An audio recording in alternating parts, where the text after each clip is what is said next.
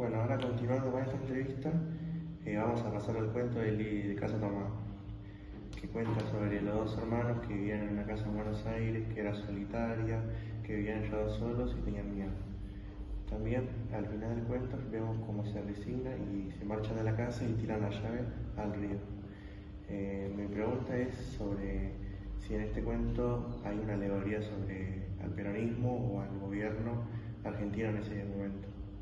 Es absolutamente cierto, sí, y fue para mí una sorpresa enterarme de que existía esa versión. Fue quizá la primera vez en que yo descubrí una cosa que es muy bella en el fondo, y es la posibilidad de la múltiple lectura de un texto. O sea, descubrir que hay lectores que te siguen como escritor, que se interesan en lo que tú haces, y que al mismo tiempo están leyendo tus cuentos o tus novelas desde una perspectiva totalmente diferente de la mía en el momento de escribirlas, y que tienen una segunda o una tercera interpretación. Mi interpretación de ese cuento, te la puedo decir, y ha sido dicho ya en otras entrevistas, eso es el resultado de una pesadilla. Yo soñé ese cuento, solo que no estaban los hermanos, había una sola persona que era yo, y me desplaza, algo que no se podía identificar me desplazaba poco a poco a lo largo de las habitaciones de una casa hasta echarme a la calle. Es decir, que había esa sensación que tienes en las pesadillas, en que es el espanto total, sin que nada se defina, es simplemente el miedo en estado puro. Algo espantoso va a suceder un segundo después, y a veces por suerte te despiertas. Casi siempre te despiertas antes de que eso se produzca. Bueno, en ese caso era lo mismo, había una cosa espantosa que avanzaba, indefinible, se traducía por ruidos, una sensación de amenaza que avanzaban así, entonces yo me iba creando barricadas, retrocediendo y cerrando puertas. Exactamente, hasta que la última puerta era la de la calle. Y en ese momento me desperté, antes de salir a la calle, me desperté. Y me acuerdo muy bien que inmediatamente me fui a la máquina de escribir y escribí el cuento de una sentada. O sea, que esa es mi lectura del cuento. Ahora, esa interpretación de que quizá yo estaba traduciendo mi reacción como argentino frente a lo que sucedía en la política, no se puede excluir, porque es perfectamente posible que yo haya tenido esa sensación que en la pesadilla se tradujo de una manera fantástica, de una manera simbólica. En realidad, cualquier análisis psicoanalítico de nuestros sueños te demuestran que ese terrible león es tu tía Juanita y que sí, claro, ¿no es cierto? Y que el gato es tu hermana y que...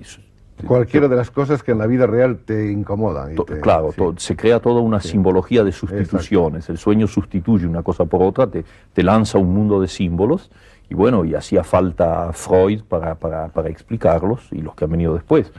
Entonces, a mí me parece válido como posible explicación, no es la mía.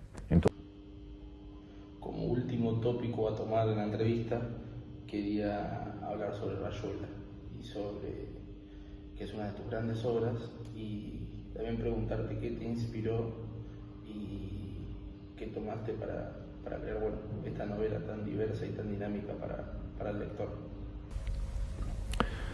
no creo que sea demasiado fácil sintetizar algo que de alguna manera es la experiencia de toda una vida y la tentativa de decirla, de llevarla a la escritura, pero sí puedo darte algunas ideas un poco generales. Por ejemplo, para ir a algo más concreto, ¿qué opinas de lo que le dan un término a Rayuela como de antinovela? La noción es muy negativa, antinovela, claro.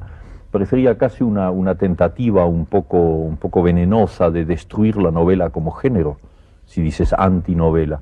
No, y no es eso, al contrario, es la tentativa de buscar nuevas aperturas, nuevas posibilidades novelescas. Pienso que la novela es uno de los vehículos literarios más fecundos y que incluso en nuestro tiempo tiene una vigencia muy grande. No hay más que imaginar el número de lectores que tienen las novelas. No es eso. Pero cuando alguien dijo también que era una contranovela, en vez de anti, eso ya está un poco más cerca de la verdad, porque fue una tentativa para tratar de eliminar, de ver de otra manera el contacto entre una novela y su lector. Finalmente, cuando tú me preguntas por la novela, deberías preguntarme sobre los lectores de la novela, porque ahí sí, aunque yo no pensaba individualmente en lectores, toda la tentativa del libro, y creo que se nota desde el comienzo, es una tentativa destinada a que la actitud del lector que lee novelas se modifique. La actitud del lector que lee novelas es en general una actitud pasiva, porque hay un señor que ha escrito un libro y tú lo tomas y lo lees de la página 1 a la 300 y entras en el juego de la novela, y entonces estás en una actitud pasiva recibiendo el 100% de lo que esa novela te da. Tienes tus reacciones parciales, por ejemplo, puede no gustarte y abandonarla, o puedes encontrarle aspectos positivos o negativos, pero estás metido en el clima. A mí se me ocurrió, y sé muy bien que era una cosa difícil, realmente muy difícil, intentar escribir un libro en donde el lector, en vez de leer la novela así consecutivamente, tuviera en primer lugar diferentes opciones, lo cual lo situaba ya casi en un pie de igualdad con el autor, porque el autor también había tomado diferentes opciones al escribir el libro. Posibilidad de elecciones, de dejar de lado una parte del libro y leer otra, o leerla en otro orden, y crearse un mundo en el cual él desempeñaba un papel activo y no pasivo. Yo sé muy bien que en la práctica eso no corresponde exactamente con mis deseos, digamos, teóricos, porque finalmente los lectores de Rayuela la han aceptado en su conjunto como un libro, y en ese sentido es una novela como cualquier otra.